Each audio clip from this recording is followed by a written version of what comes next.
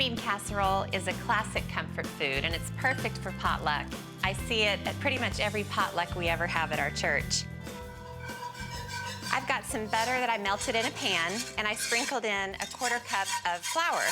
And I'll just whisk this together. I'm basically making a roux as the basis for a sauce. And I'll just let that cook around for a couple minutes. And while that's cooking, I'll measure some milk and 1/2 and 1/2, which I think makes for a pretty darn good green bean casserole. I'll do 2 1/2 cups of whole milk and a little 1/2 and 1/2. About 1/2 cup. All right, this is cooked and it's looking good. So I'm just gonna pour the milk and whisk it as it goes in. With the classic green bean casserole, creamy soup is one of the ingredients. So this is sort of to replace the creamy soup. All right, this is gonna take a few minutes to bubble up.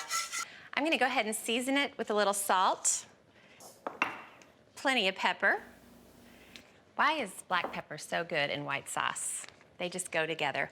And a little cayenne. This is another thing that sets it apart from the traditional green bean casserole. It's got a little bit of a kick to it. Now I'll just let this cook for a few minutes and thicken and bubble up. And I'm gonna grate some cheddar cheese.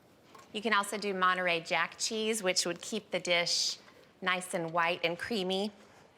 Okay, now I'll let the cheese melt into the sauce. This is gonna turn into a wonderful, delicious cheese sauce. And then I'm gonna add this skillet full of utter deliciousness. I just fried 4 slices of bacon cut into pieces in a skillet over medium heat for about 2 minutes. Then I added 1/2 a large onion that I diced, a finely diced red bell pepper, 3 cloves of minced garlic, then cooked them for 3 to 5 minutes. Oh, this smells so good. Bacon smells good no matter what you cook it with. Then I'll just stir it. And that's the sauce for the green bean casserole. Okay, now for the green beans. I blanched these green beans, and that's part of what sets this apart from your average green bean casserole, which is commonly made with canned green beans.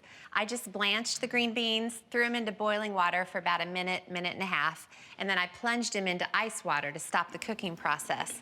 And what that did is it just brightened them up, made them really, really beautiful and green, and it's gonna let them stay crisp in this casserole. All right, I'll just even those up. And then the sauce gets poured all over the top. Oh my word, this looks good. And it smells good. And it's gonna taste good. Who knew green bean casserole could be so decadent? Yummy. Then I'll just spread it to even it out. And then for the top of the casserole, I like to use panko breadcrumbs, which are nice and crisp and crunchy. The traditional topping for green bean casserole is usually French fried onions or crumbled potato chips, and I like those too.